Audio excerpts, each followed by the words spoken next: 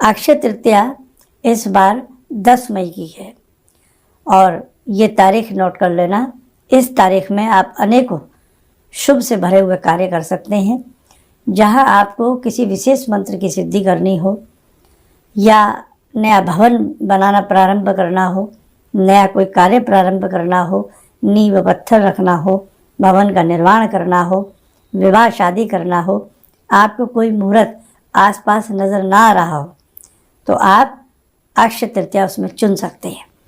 किसी का गृह प्रवेश करना हो, किसी उद्योग का आपको गृह प्रवेश करना हो तो भी आपके लिए अक्षय तृतीया अपने आप में बहुत बड़ी तिथि है। अक्षय तृतीया हमने आपको बता दिया, दिन शुक्रवार 10 मई की अक्षय तृतीया है। अक्षय तृतीया के बारे में कुछ तथ्य जानें, फिर उसके बाद हम आगे का कार्यक्रम आपको बताएंगे। वैशाख मास के शुक्ल पक्ष की तृतीया को अक्षय तृतीया या आखा तृतीया या आखा तीज के नाम से भी जाना जाता है। चारों युगों में सतयुग, त्रेता युग, द्वापर युग और कलयुग में से त्रेता युग का आरंभ इसी अक्षय तृतीया से हुआ माना जाता है, जिससे इस तिथि को युगों के आरंभ की तिथि यानी कि युगदा आदि तिथि भी कहते हैं। अक्षय तृतीया को राजस्थान में वर्षा के लिए शकुन निकाला जाता है और वर्षा की कामना की जाती है। सतनाजा 7 तरह के अनाज से पूजा की जाती है। मालवा में नए घड़े के ऊपर खरबूजा और आम पत्र रखकर पूजा होती है। किसानों के लिए यह नववर्ष के प्रारंभ का शुभ दिन माना जाता है। इसी दिन वृंदावन में श्री बिहारी जी के चरणों के दर्शन वर्ष में केवल एक ही बार होते हैं। वह इसी दिन बद्री का आश्रम में भगवान बद्रीनाथ के पट खुलते हैं। इस तिथि में गंगा स्नान को अति पुण्यकारी माना जाता है। मृत पितरों का तिल से तर्पण, जल से तर्पण और पिंडदान भी इसी दिन किया जाता है। परशुराम और हैग्रीव जी का अवतार इस तिथि में हुआ था। कोंकण और चिपलून के परशुराम मंदिरों में इस तिथि को परशुराम जन्मोत्सव बड़ी धूमधाम से मनाया जाता है।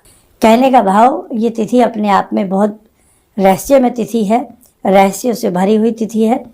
और अक्षय तृतीया, इसका नाम अक्षय क्यों है?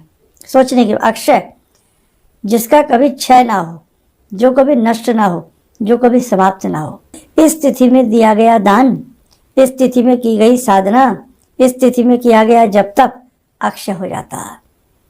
वो मिटता नहीं, अमर हो जाता है।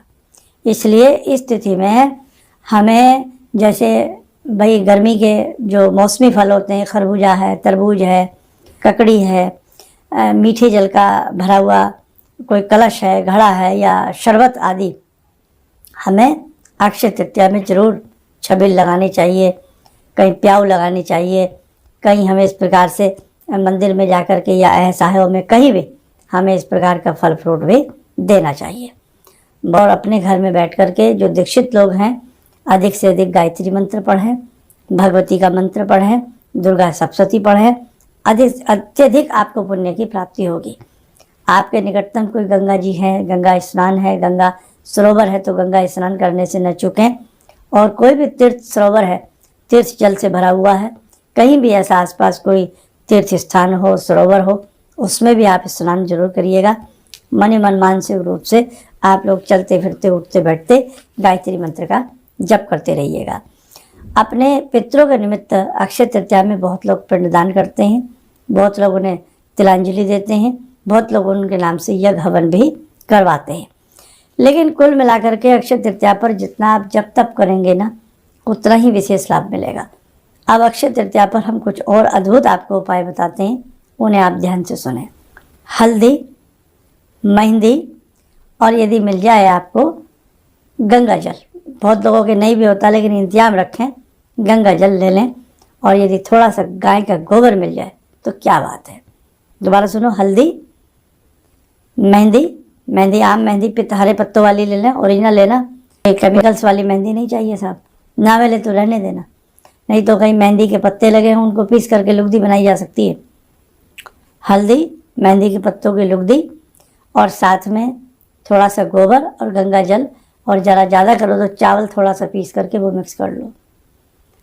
अपने घर के जहाँ भी आप पूजा पाठ करते हो उसके दोनों साइड में शुभ लाभ लिखो।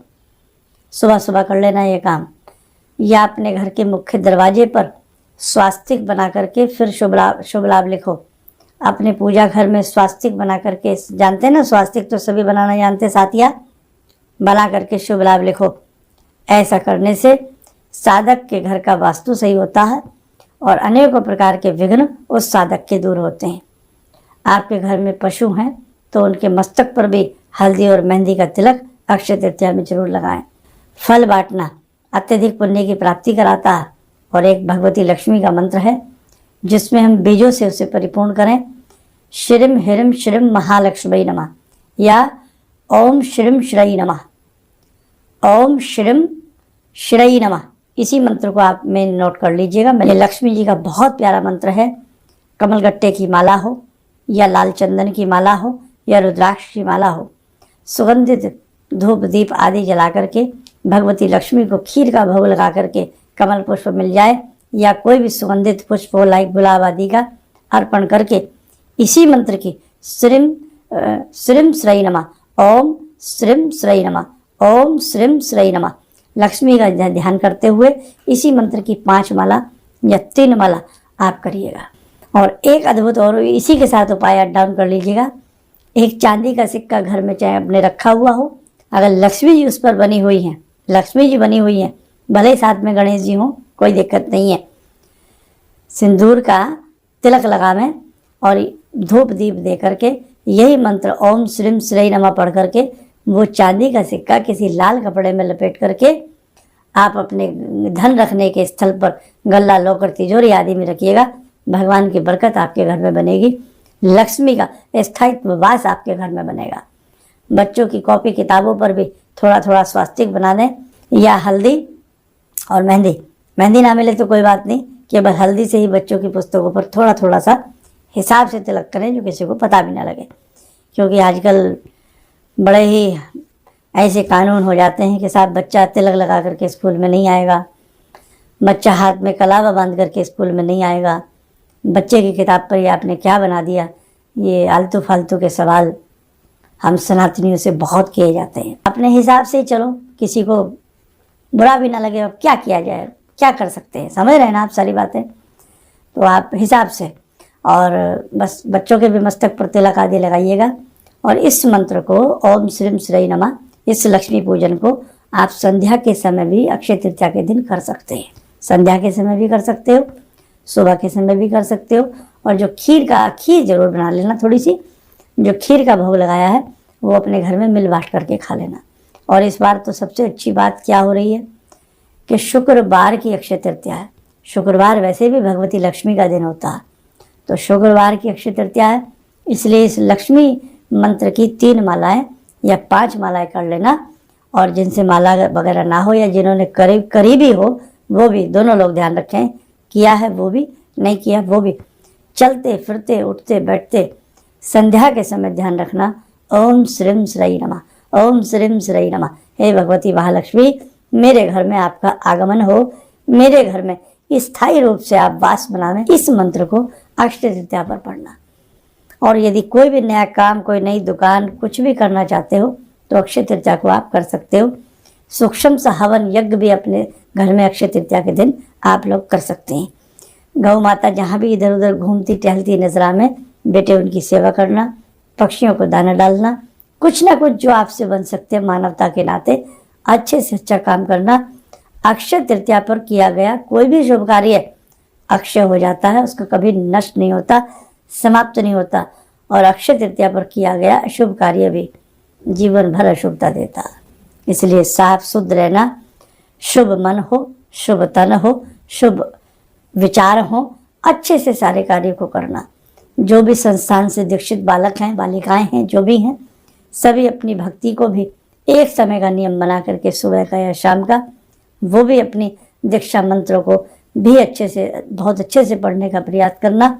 संभव हो सके तो एक गायत्री माला से या कम से कम मिनिमम 24 गायत्री मंत्रों का में स्वाहा लगा करके कॉमन सामग्री से, सामान्य सामग्री से यज्ञ कर सकते हैं। उसके बाद नवारण मंत्र का स्वाहा लगा करके उसका यज्ञ कर सकते हैं, आपके लिए बड़ा शुभ रहेगा। शिव कुंजी का आपके पास है, उसे पढ़ लेना। भैरव जी के 108 नाम आपके पास हैं उसे पढ़ लेना। ऐसे दिनों में हमें अपनी दीक्षा का सारा कर्म भी कर लेना चाहिए, समय मिले तो जरूर करना चाहिए, अच्छा रहता है। बाकी मैंने आपको जो स्वास्तिक का बताया है, स्वास्तिक को अपने घर में शुभ लाभ लिख करके जरूर बना लेना। अक्षय तृतीया आपके लिए शुभ मंगल फल प्रदान करे, ऐसी मैं जगदम्बा भगवती लक्ष्मी से आप सबके लिए प्रार्थना करता हूँ। आप सब स्वस्थ रहें, सुखी रहें। इन्हीं शुभकामनाओं के साथ हम अपनी वाणी को विराम देते हैं। जय जय अम्बे।